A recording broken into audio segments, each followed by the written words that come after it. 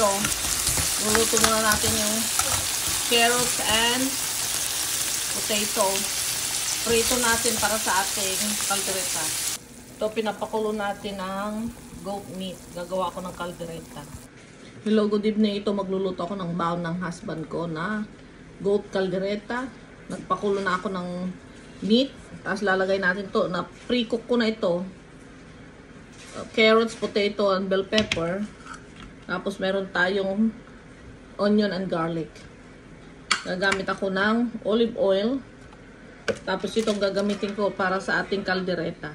So, nagisa na natin ang garlic, onion, sa olive oil. Nilagay na natin yung pinakulo nating goat meat.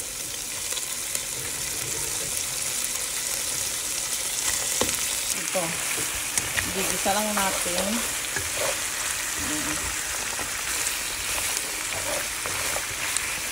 Lagyan natin siya ng konting tubig. Tapos yung alagay natin yung kaldereta mix.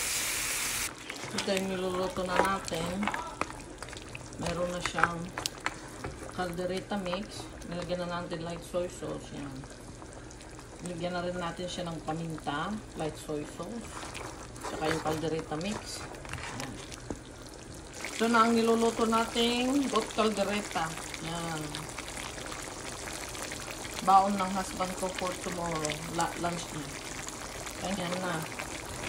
Ito na yung niluluto natin kaldereta. Sarap na.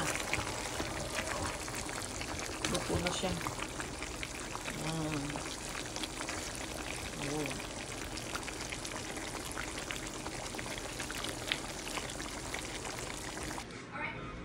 Tikman natin yung kambing.